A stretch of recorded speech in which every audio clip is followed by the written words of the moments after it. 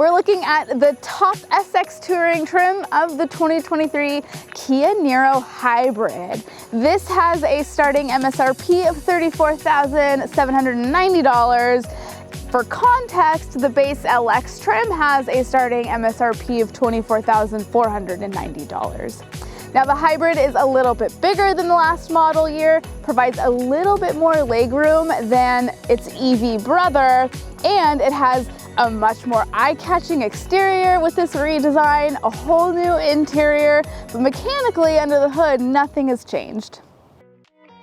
Under the hood is a 1.6-liter hybrid engine producing 139 horsepower and 196 pound-feet of torque, which, yeah, it's gonna be a little bit slow. However, it has incredible fuel economy, up to 53 miles to the gallon on the freeway, 45 in the city, and you can travel up to 588 miles on one tank of fuel, which is really incredible. And the logic behind all of that, why it's so slow, this is built to be the more accessible crossover in Kia's lineup, especially compared to the Sportage if you want a little bit more power, or even the EV6.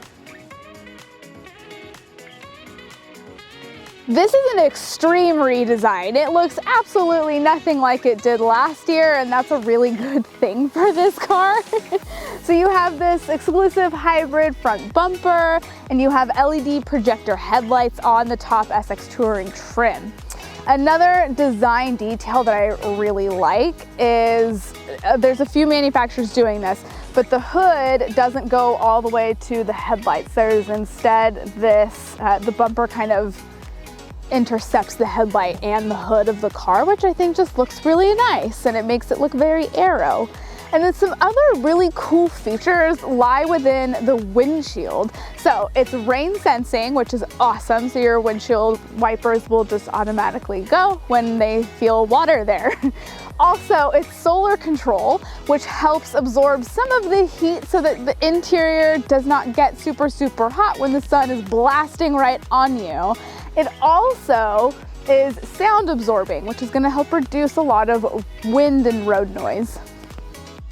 The top trim comes with 18-inch alloy wheels, and you have these gloss black wheel arches, which is really cool. I love how they go all the way across both doors, making it look just a little bit more unified.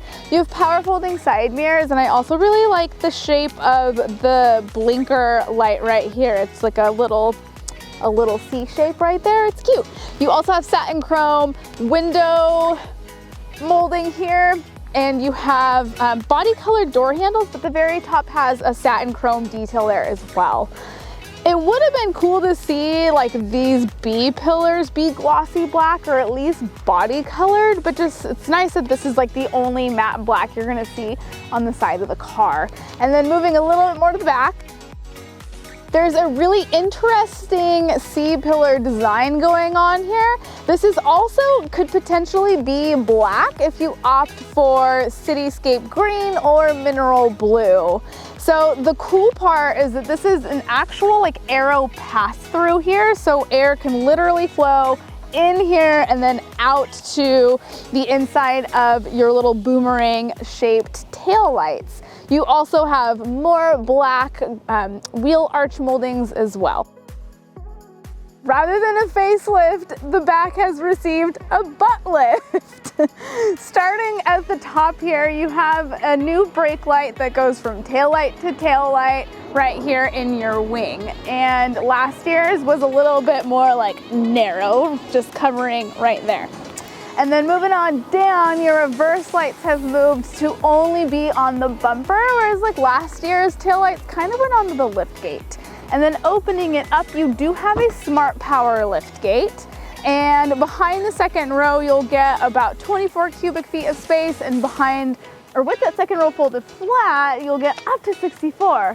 But you're like, what does that even mean? I can tell you because we can measure it for you. From wheel well to wheel well, you have roughly 45 inches of space, and then it is about 33 inches deep, and then you can fold your 60-40 split folding seats. You can see they don't fold perfectly flat, but flat enough. especially if you're just putting luggage back here, and that's gonna get you about 55 inches deep of space.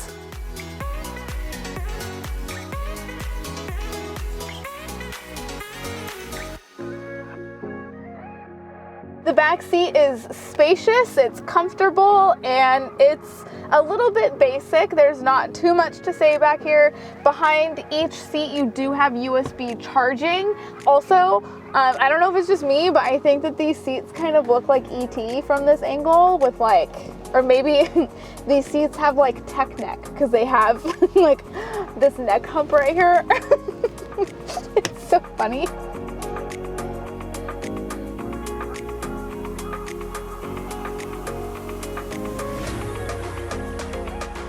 Kia is keeping the interior very sustainable using leather alternatives out of eucalyptus leaves. So while it looks like leather, it's all very soft and it's nice. It's still vegan and sustainable. These seats are heated and ventilated in the front. You also have a heated steering wheel. This is also where your drive modes are, which you have Eco and Sport. Now, Kia is also adopting kind of the EV6 functionalities in like every vehicle, which I love. It's so clean. You have this gorgeous panoramic style infotainment system and gauge cluster. And you also have the anti-glare functions here for your radio and for your climate controls, which is just a simple switch.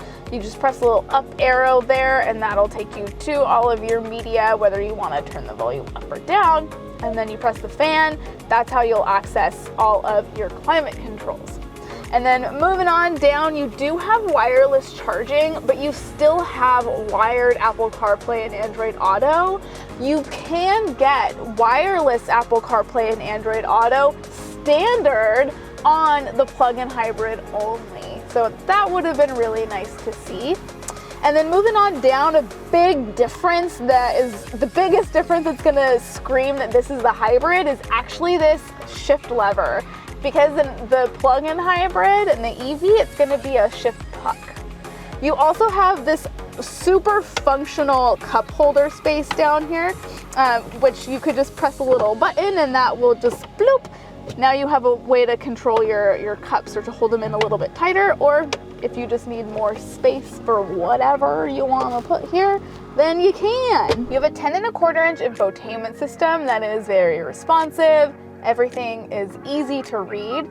This top trim also comes with nav-based smart cruise control. You also have a very easy way to access your backup camera. So you have your parking guides. There's also a second top-down view as well.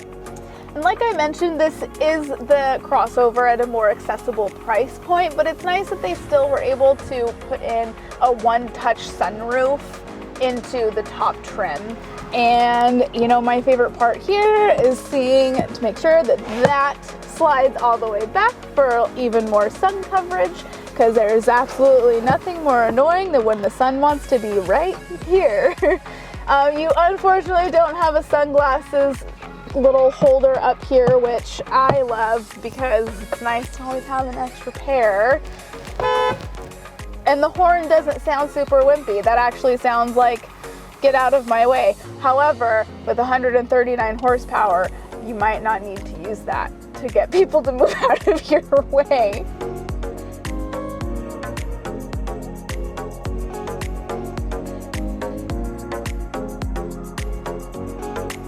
Not every vehicle needs to be the ultimate driver's machine. There is a market for people that appreciate something stylish and efficient and within their budget that will get you from A to B. And this Niro is exactly like for that person. It's perfect for the person who wants to hang out in the right lane.